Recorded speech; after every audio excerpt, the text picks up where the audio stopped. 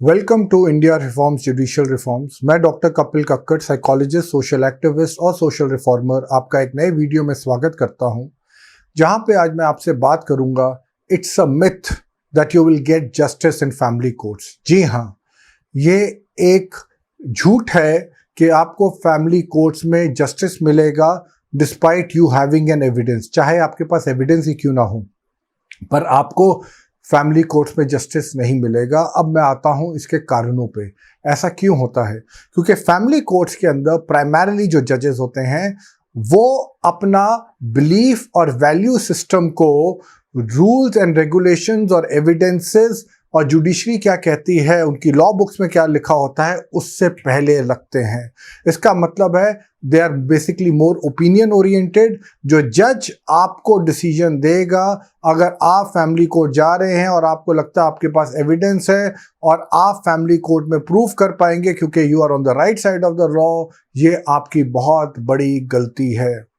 ऐसा कभी मत सोचिएगा कि you will get justice in family courts. और ये इंडिया में भी नहीं है और वर्ल्ड वाइड भी मैं देखता हूँ बहुत लोग तकलीफ में हैं, पेन में हैं, क्योंकि जजेस अनफॉर्चुनेटली एविडेंसेस को नहीं देखते, या यूँ कहिए वो एविडेंसेस को अपने हिसाब से देखते हैं, जो उनको लगता है उनके बिलीफ और वैल्यू सिस्टम के हिसाब से एविडेंस मैच हो रहा है या नहीं हो रहा है।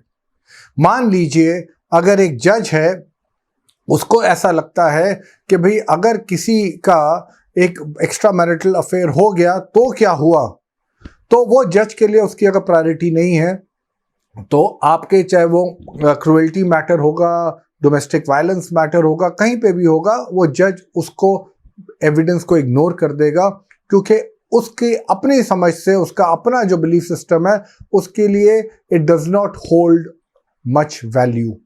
तो सवाल ये है कि अगर किसी जज को लगता है कि भाई अगर बच्चे को एक पेरेंट से दूर रखा जाए तो क्या हो गया, क्योंकि आफ्टर ऑल ऐसे बच्चे भी होते हैं जो सिंगल पेरेंट में ग्रो होते हैं, या वो जज के साथ खुद ऐसा हुआ हो, तो उसको कोई फर्क नहीं पड़ेगा, चाहे दूसरा स्पाउस, चाहे हस्बैंड हो या वाइफ हो, वो कोर्ट में लड़ते रह जाएंगे। जबकि ये बेसिकली ज़्यादा हस्बैंड्स के साथ होता है, वो कोर्ट में लड़ते रह जाएंगे कि भाई हमें बच्चों की विजिटेशन राइट चाहिए, हमें बच्चों से मिलना है, बच्चों को इस तरह से ब्रेन वॉश करा जा रहा है। बट कोर्ट पे कोई असर नहीं होगा। क्यों नहीं होगा? क्योंकि उनके अपना जो बिलीफ और वैल्यू सिस्टम है वो सुपरसीड करेगा लॉ को और क्या हो रहा है। तो इसका मतलब है कि उनकी जो परसेप्शन है जज की, वो बहुत इंपॉर्टेंट है, जबकि ऐसा जुडिशरी में नहीं होना चाहिए। जो पहले ex chief justice of India Deepak Mishra, उन्होंने बिल्कुल यही बात कही। Supreme court said, no, the high court is absolutely wrong. You cannot enter into the legislative realm or the sphere where the rules or the regulations are there. You can't have your expression of opinion, which is an individualistic. Professor Madhav Menon was, while reading the summary of discussions, you can't air your individual perceptions into law. Absolutely correct. That's no quarrel over that proposition.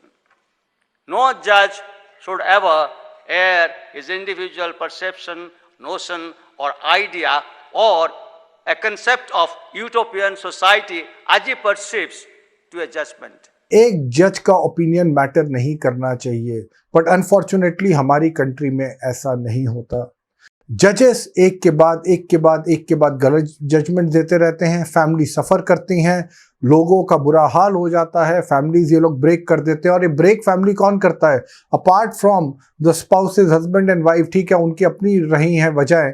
जिस judiciary को family को संभालना चाहिए, वो उस family को pieces के अंदर तोड़ के रख देता है। क्यों?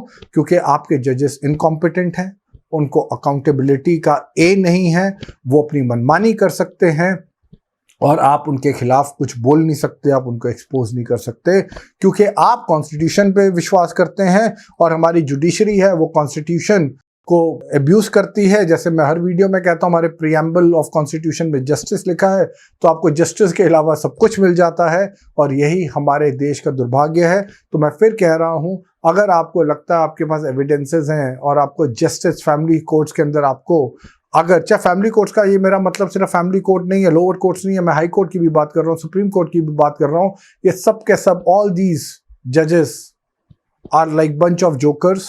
दे have no knowledge, they are in their own world, they think they know everything but they know nothing. और ये एक फैमिलीज को डिस्ट्रॉय करते रहते हैं. इन्होंने एक तरह से PhD करी हुई है उसमें. सो नेक्स्ट टाइम जब आप जा रहे हैं, आप उस कन्विक्शन से मत जाइएगा कि आपके पास एविडेंस है, आपको जस्टिस मिलेगा, क्योंकि जस्टिस आपको मिले ना मिले पर डिसअपॉइंटमेंट आपको जरूर मिलेगी. तो just be careful and therefore we need reforms in family court, जिसके बारे में मैं बहुत बातें पहले भी कर चुका हूं. Thank you so much.